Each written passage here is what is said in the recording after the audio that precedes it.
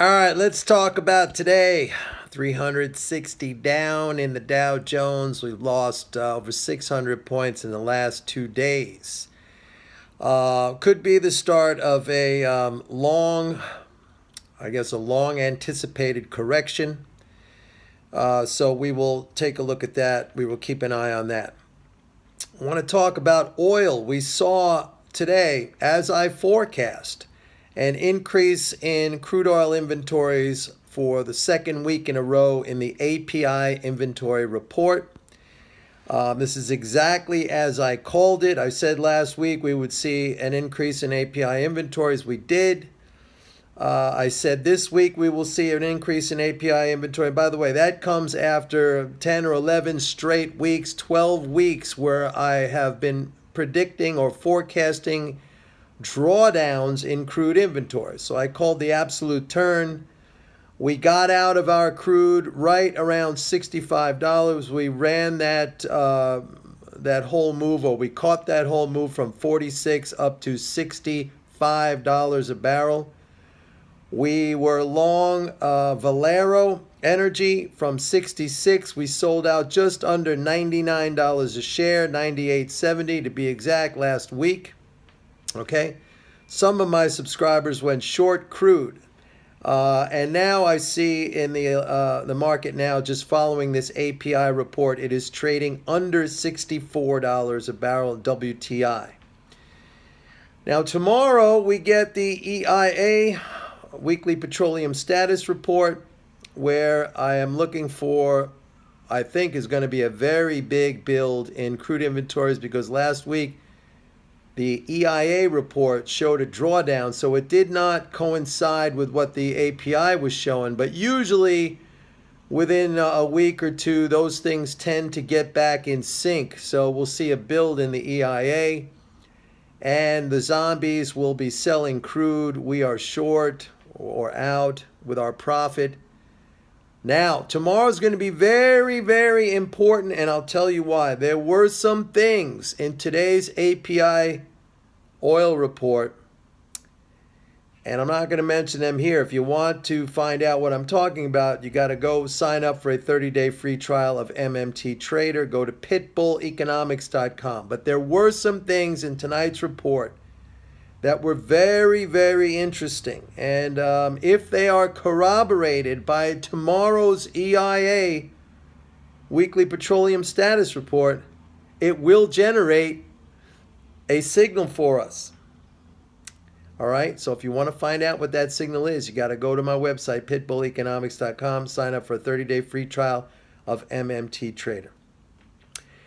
As far as the stock market is concerned, let me just break it down like this. This has been, as you know, a very, very unusual market, in the sense that we have gone for a very long time now without even a 5% correction in the three major indices, the Dow, the S&P, and the NASDAQ. And that is, I'm not saying it's unprecedented, but I think the last time that has happened was 25 years ago or something like that. So clearly this is, if you think of a rubber band being stretched to an extreme, we are absolutely stretched to an extreme. And the market is due for a correction, and it could be caused from a number of reasons. I think right now, one of the main reasons has been the rise in bond yields, which I predicted and which we are positioned for, my people are positioned for, an MMT Trader report.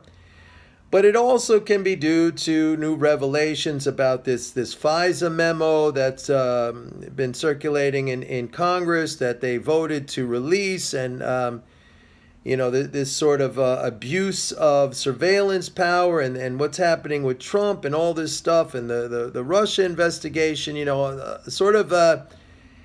building up into some sort of a constitutional crisis. I mean, you never know, but that could be playing on the psyche of people.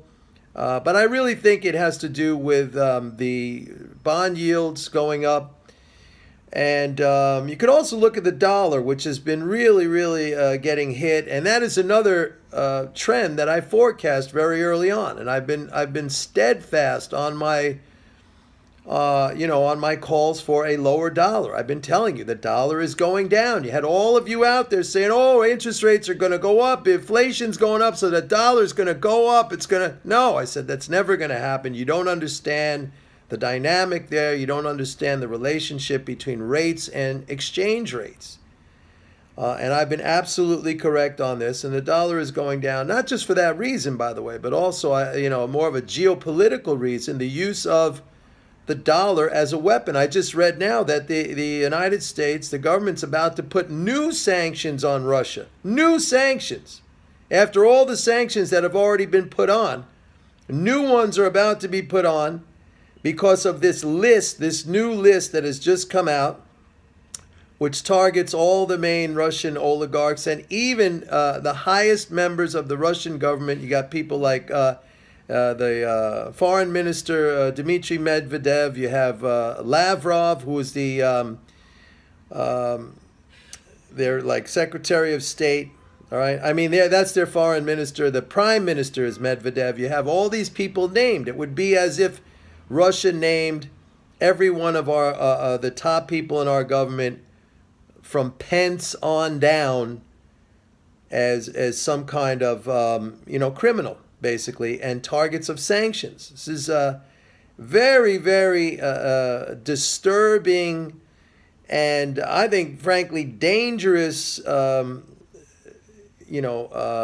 collapse in relations, as if relations were already so bad between the United States and Russia. But this is really just pushing towards some kind of confrontation. And it's very, very, very dangerous, I find. So new sanctions being applied. So this has been a theme of mine, this dollar de-dollarization, because of the increased use and aggressive use of the U.S. dollar as a weapon of foreign policy.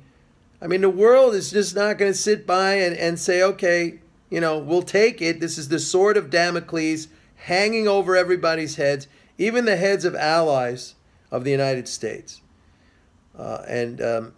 Countries, entities will be looking to find alternatives. This is a long-term thing, people. This is not turning around. This is not turning around, okay? You got to sell every rally in the dollar, every rally in the dollar. So the correction may have begun.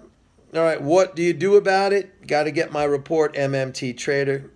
Go to pitbulleconomics.com, sign up for a 30-day free trial. See everybody tomorrow. Bye-bye.